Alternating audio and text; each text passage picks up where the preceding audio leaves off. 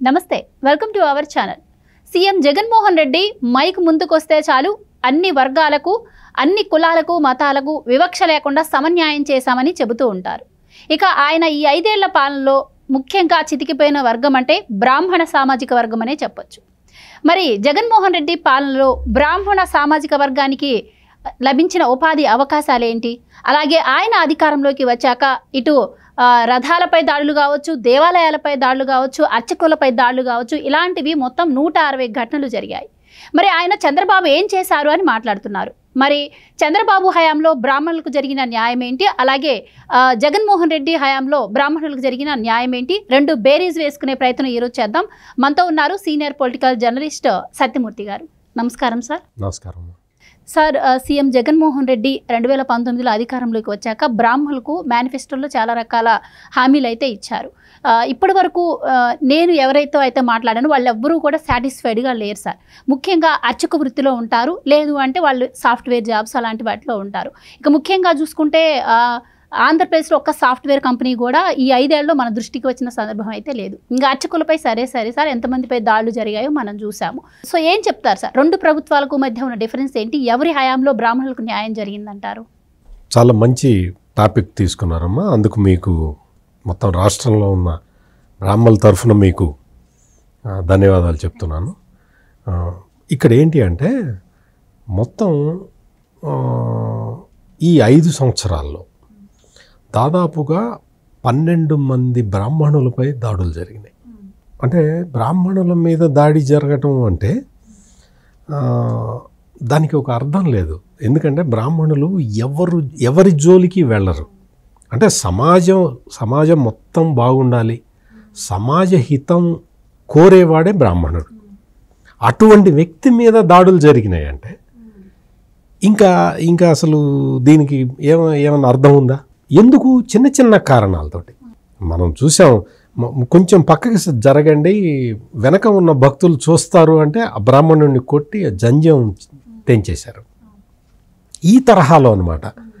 ఆయన ఎవరో వచ్చాడని చెప్పి ఆయనకి మొత్తం త్రికోటేశ్వర స్వామి దగ్గర కోటప్పకొండలో ఆయనకి విఐపి దర్శనం ఇవ్వలేదని చెప్పి ఆయన వచ్చి బ్రాహ్మణుల మీద అటాక్ చేసి కొట్టాడు. అంటే ఈ తరహాలో దాడులు ఇప్పటి వరకు ఎవరూ చేయలేదు. బ్రాహ్మణుల జోలికి ఎవరు రారమ్మా. ఎందుకంటే వాళ్ళ పనిలో వాళ్ళు ఉంటారు, వాళ్ళు ఏదో దేవుడి సేవలో ఉంటారు, లేకపోతే చదువుకున్న వాళ్ళైతే ఉద్యోగానికి వెళ్ళిపోతారు. ఈ తరహాలో ఉంటే మామూలు దేవాలయాల మీద దాడులు ఇవన్నీ కూడా అంటే మనం దేవాలయం ఒక బ్రాహ్మణులకే కాదు కదా, అందులో పనిచేసే అర్చకుడు, పూజారి ఎవరన్నా ఉంటే బ్రాహ్మణుడు ఉంటాడు. మిగిలిన దేవాలయం మొత్తం కూడా సొసైటీ మొత్తానికి ఉపయోగపడే ప్లేస్, అది ఒక ప్రార్థనాలయం. అటువంటి చోట కూడా ప్రశాంతత లేకుండా చేసింది జగన్మోహన్ రెడ్డి ప్రభుత్వం. మొత్తం ఇన్ని చోట్ల దాడులు జరగటం మనం చూసాం కదా, రథాలు తగలబెట్టడం, ఇవన్నీ ఒకటి కాదు, రెండు కాదు. ఈ తరహాలో జరిగితే మనం రామతీర్థం చూసాం. విజయనగరం జిల్లాలో అయితే రాముడి తల కట్ చేసి ఎక్కడో పడేశారు. కేసు ఇంతవరకు ఏమైందో ఎవరికి తెలియదు. ఈ తరహాలో జరిగింది మొత్తం. అంటే మొత్తం అంతకుముందు 2019 ఎన్నికల్లో అప్పుడు ఏమైంది అంటే తెలుగుదేశం పార్టీ భారతీయ జనతా పార్టీతో విభేదించి బయటకు వచ్చింది. బయటికి రావడంతో బ్రాహ్మణులందరూ కొంచెం తెలుగుదేశం పట్ల ఆగ్రహంగా ఉన్నారు. ఈ అవకాశాన్ని జగన్మోహన్ రెడ్డి క్యాష్ చేసుకున్నాడు. మొత్తం బ్రాహ్మణుల మనోభావాలను రెచ్చగొట్టి వాళ్ళు మీకు ఎందుకు అన్నీ చేస్తా, నేను మీరు నాకు సపోర్ట్ చేయండి అని చెప్పి ఆయనకి సపోర్టుగా విశాఖపట్నంలో శారదాపీఠం స్వామి గారు ఉన్నాడు, ఆయన స్వరూపానందేంద్ర సరస్వతి అని, ఆయన ఈయనకి మద్దతు ఇవ్వటం. దీంతో ఏమైపోయింది అంటే బీజేపీ తోటి చంద్రబాబు విభేదిస్తాడా అని ఒక దీంతో బ్రాహ్మణులు, వైశ్యులు అందరూ కూడా తెలుగుదేశానికి కొంచెం దూరం జరిగారు. దాన్ని జగన్మోహన్ రెడ్డి అందిపుచ్చుకొని మొత్తం మీకు అన్నీ చేస్తానని చెప్పి వచ్చిన తర్వాత, జగన్మోహన్ రెడ్డి అధికారంలోకి వచ్చిన తర్వాత ధూప దీప నైవేద్యాలకు కూడా డబ్బులు ఇవ్వలేదు.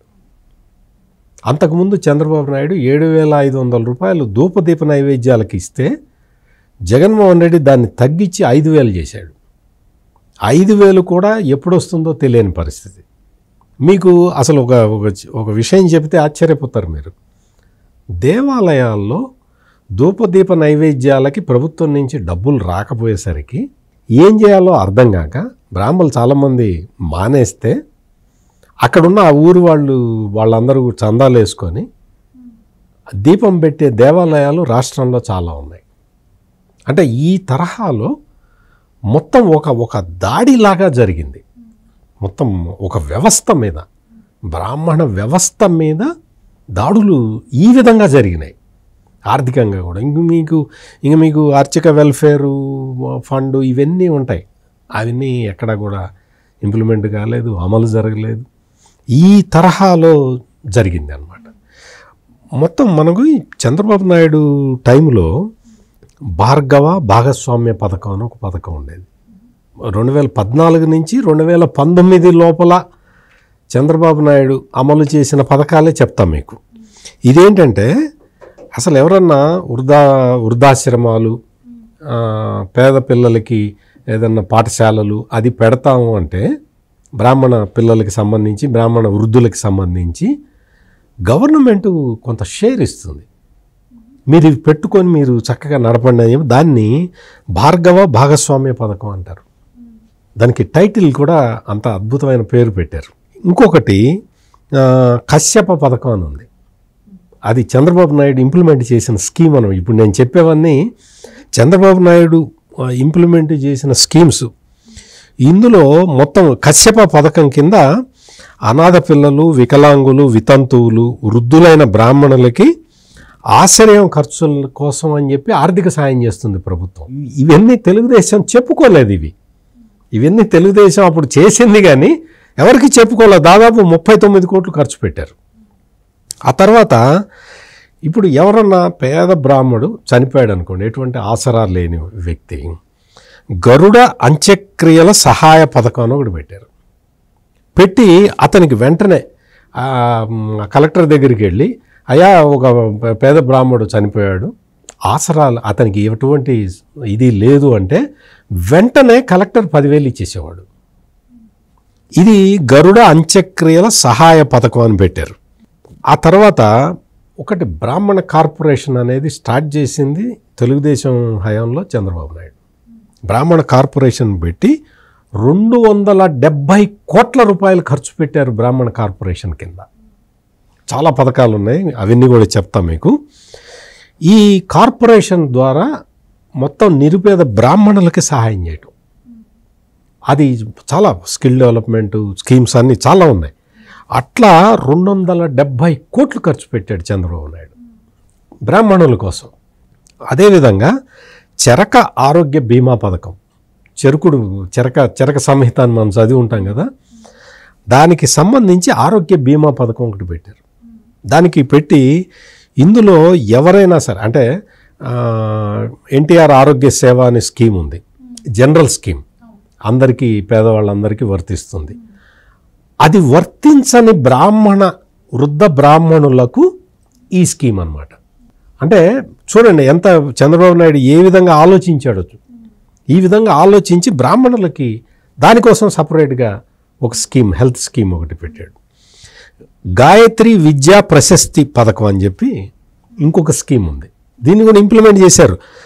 ఇందులో ఇంటర్మీడియట్, గ్రాడ్యుయేషను, వృత్తి విద్యా కోర్సు ఇటువంటివి ఏది జరిగినా కానీ, ఏది చదివినా కానీ అందులో ప్రతిభ కనపరిచిన స్టూడెంట్స్కి, బ్రాహ్మణ విద్యార్థులకి స్కాలర్షిప్లు ఇస్తారు. ఇందులో ఈ స్కీమ్ కింద అరుంధతి స్వయం సహాయ పథకం అని ఇంకొకటి పెట్టారు. పెట్టి ఇందులో దాదాపుగా 21.35 కోట్లు ఖర్చు పెట్టారు. ఇదేంటి అంటే ఎవరన్నా మేము ఇది చేసుకుంటామండి, మేము ఈ చిన్న కుటీర పరిశ్రమ పెట్టుకుంటాం, చిన్న ఇది చేసుకుంటాం అని ముందరకు వచ్చిన వాళ్ళకి ఆర్థిక సహాయం చేస్తారు. ఈ విధంగా అంటే ఇంకొకటి ఏంటంటే విదేశీ విద్యకి ఎవరన్నా ఫారెన్ వెళ్ళిపోతాం, మేము చదువుకోవటానికి ఫారెన్ వెళ్తాము అంటే బ్రాహ్మణ విద్యార్థులకి విదేశీ విద్యా పథకాన్ని దీనికి ఇంప్లిమెంట్ చేశారు. బ్రాహ్మణుల కోసం ఇంప్లిమెంట్ చేసింది తెలుగుదేశం పార్టీ. దాదాపుగా 21 1 కోట్లు ఖర్చు పెట్టారు ఇందులో, ఈ స్కీమ్ కింద. అంటే ఎంతమంది బ్రాహ్మణుల్ని విదేశాలకి పంపించి చదివించారో మీరు ఒక అంచనా వేసుకోవచ్చు. చాణక్య పథకం అని చెప్పి ఇంకొకటి ఉంది, స్కీమ్ ఉంది. ఈ స్కీమ్ ఏంటంటే స్వయం సమృద్ధి కావటానికి నేను ఏదైనా స్కీమ్ తీసుకొని గవర్నమెంట్కి అప్రోచ్ అయితే వాళ్ళు ఆర్థిక సహాయం చేస్తారు. ఏదన్నా నేను ఒక చిన్న ఆర్గనైజేషన్ ఏదన్నా పెట్టుకొని దీన్ని నేను నడుపుతాను, ఇది నా ఐడియా, దీనివల్ల ఇంతమంది బతుకుతారు అంటే వాళ్ళకి సహాయం చేసేది. ఇది బ్రాహ్మణుల కోసం పెట్టింది ప్రత్యేకంగా చాణక్య పథకం అని. వశిష్ఠ స్వయం సేవా పథకం అని ఇంకోటి పెట్టారు. ఇదేంటి అంటే పోటీ పరీక్షలకి ఎవరన్నా బ్రాహ్మణ విద్యార్థులు వెళ్తుంటే పోటీ పరీక్షలకి ప్రిపేర్ కావటానికి ఫ్రీ ట్రైనింగ్ ఇచ్చేవాళ్ళు. దానికోసం అని చెప్పి 5 కోట్లు ఖర్చు పెట్టారు. ద్రోణాచార్య పథకం అని చెప్పి ఇందులో ఏంటి అంటే మీకు ఏ ఈవెంట్ మేనేజ్మెంట్ కానీ, బేకరీ కానీ, fabrication, hospitality, house keeping, tailoring, electronics, IT ఇటువంటి వాటిట్లో మేము అందులోకి వెళ్తామండి. హాస్పిటాలిటీ రంగంలోకి వెళ్తాము అంటే హోటల్ ఇండస్ట్రీలో మేము వెళ్తాము అంటే వాళ్ళకి ఫ్రీ ట్రైనింగ్ ఇచ్చారు. ఇది ద్రోణాచార్య పథకం దీని పేరు. ఈ తరహా మొత్తం ఇంకొకటి భారతీ విద్యా పథకం అని చెప్పి, అంటే అనాది పిల్లలు, అనాథలు ఉంటారు కదా, అనాథ బ్రాహ్మణ విద్యార్థులకి చదువు చెప్పేది. వాళ్ళకి లేదు తల్లిదండ్రుల్లో తండ్రి చనిపోతాడు లేదా తల్లి చనిపోతుంది, అటువంటి పిల్లల్ని సెలెక్ట్ చేసి వాళ్ళ కోసం 117 కోట్ల రూపాయలు ఖర్చు పెట్టాడు చంద్రబాబు నాయుడు. ఇది బ్రాహ్మణులకి తెలుగుదేశం పార్టీ అధికారంలో ఉన్నప్పుడు 2014 నుంచి 2019 వరకు వచ్చిన స్కీమ్స్ అన్నమాట ఇవి. ఇప్పుడు మరి అప్పుడు చేశారు కదండి, ఇప్పుడు ఏంటి? ఇప్పుడు మళ్ళీ మొన్న కొత్తగా మేనిఫెస్టో పెట్టారు. మీరు వైఎస్ఆర్ కాంగ్రెస్ పార్టీ మేనిఫెస్టో చూస్తే అందులో బ్రాహ్మణులకు ఏం చేస్తాం అనేది అసలు ఎక్కడ లేదు, అందులో చెప్పలేదు. కానీ ఈ తెలుగుదేశం, జనసేన, బీజేపీ కూటమి రిలీజ్ చేసిన మేనిఫెస్టోలో బ్రాహ్మణుల కోసం ఒక సపరేట్ చాప్టర్ పెట్టారు. మీకు అసలు దేవాలయ భూముల రక్షణ కోసం ఎండోమెంట్ బోర్డు పెడతాము అని చెప్పి చంద్రబాబు నాయుడు డిక్లేర్ చేశాడు. ఇప్పుడు రేపొద్దున తెలుగుదేశం పార్టీ అధికారంలోకి రాగానే ఎండోమెంట్ బోర్డు ఏర్పాటు అవుతుంది. ఎండోమెంట్ బోర్డు ఇప్పుడు ఏంటి, మీరు సింహాద్రి అప్పన్నం తీసుకున్న, శ్రీశైలం మల్లికార్జునుని తీసుకున్న, ఆ దేవుళ్ళే బాధపడుతున్నారు. అంటే వాళ్ళ భూములు వాళ్ళ దగ్గర లేవు, అందరూ కొట్టేస్తున్నారు. వైసీపీ నాయకులు ఎక్కడ పడితే అక్కడ కబ్జాలు పెట్టేశారు. మొత్తం అన్యమత ప్రచారం జరుగుతున్నది దేవాలయ భూముల్లో. మొత్తం అసలు వేరే మతం వాళ్ళకి ఇచ్చేస్తున్నారు. ఇది మీరు తీసుకోండి, అది ఎవరిది ఇవ్వక్కర్లా, వాళ్ళే తీసుకుంటున్నారు. ప్రభుత్వం ఏం చేయదు, జగన్మోహన్ రెడ్డి ప్రభుత్వం అటువంటి వాటి జోలికి వెళ్ళదు. అటువంటివన్నీ కూడా కంట్రోల్ చేయటానికి ఎండోమెంట్ బోర్డు ఒకటి పెడతారు. అసలు వేద విద్యను అభ్యసించే వాళ్ళకి వాళ్ళు చాలా చాలా పేద కుటుంబాల నుంచి వచ్చిన వాళ్ళు ఉంటారు. వేద విద్య చదివిన తర్వాత కూడా వాళ్ళకి ఉపాధి దొరుకుతుందో దొరకదో తెలియదు. అయినా సరే ధర్మాన్ని ప్రోత్సహించాలన్న ఉద్దేశంతో చాలామంది బ్రాహ్మణులు వాళ్ళ పిల్లల్ని వేద విద్య చదవటానికి పంపిస్తున్నారు. అంటే చంద్రబాబు నాయుడు ఎంత కీన్గా అబ్జర్వ్ చేస్తాడనే దానికి ఇది ఒక మంచి ఉదాహరణ. అట్లా వేద విద్య చదువుతున్న వాళ్ళకి నిరుద్యోగ భృతి కింద 3,000 రూపాయలు ఇస్తానని చెప్పి ఆయన డిక్లేర్ చేశాడు. అంటే వేద విద్య చదివేవాడిని పట్టించుకునే నాథుడు లేడు, దాతృత్వం మీద బతుకుతుంటారు. అటువంటి వేద విద్య చదివే వాళ్ళకి నేను మీకు నిరుద్యోగ భృతి ఇస్తాను అని చెప్పి చంద్రబాబు నాయుడు తన మేనిఫెస్టోలో డిక్లేర్ చేశాడు. చాలామంది అర్చకులు పనిచేస్తుంటారు కదా, అంటే ప్రైవేట్ టెంపుల్స్ ఉంటాయి, అంటే ఎండోమెంట్స్లోకి రాని టెంపుల్స్ ఉంటాయి. వాళ్ళు ఎంత ఇస్తారో తెలియదు, నెలకి 3,000 ఇస్తారో నెలకి 4,000 ఇస్తారో కూడా గ్యారంటీ లేదు. హారతి పళ్ళెంలో వచ్చిన డబ్బుల్ని కూడా గుంజుకుంటున్న యాజమాన్యాలు ఉన్నాయి, టెంపుల్ మేనేజ్మెంట్స్.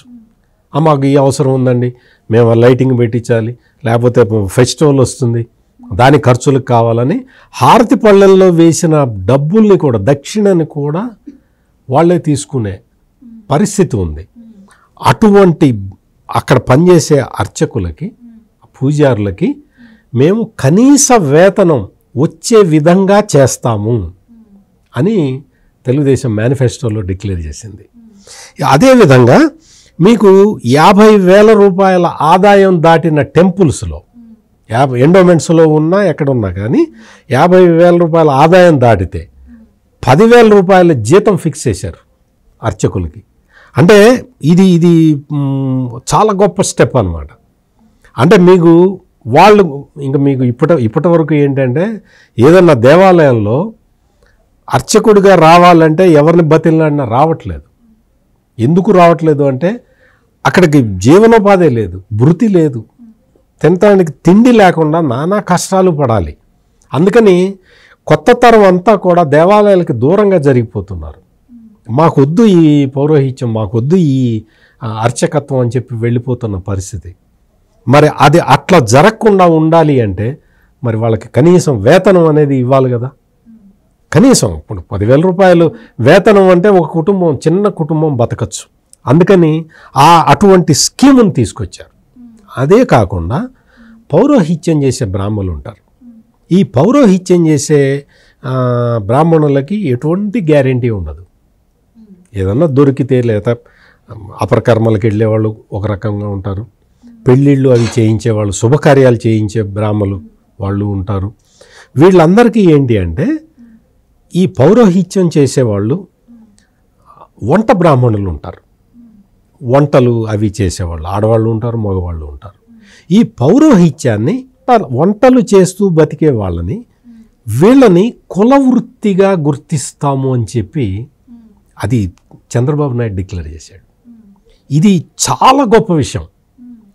దీన్ని కులవృత్తిగా ప్రోత్సహించటం అంటే కులవృత్తిగా ప్రభుత్వం గుర్తిస్తే వాళ్ళకి ఏదైనా సహాయం కావాలంటే వస్తుంది, ప్రభుత్వం సహాయం చేయొచ్చు, ప్రభుత్వం నుంచి సహాయం తీసుకోవచ్చు, లేకపోతే బ్యాంకుల నుంచి ఏదన్నా ఒక సహాయం తీసుకోవచ్చు.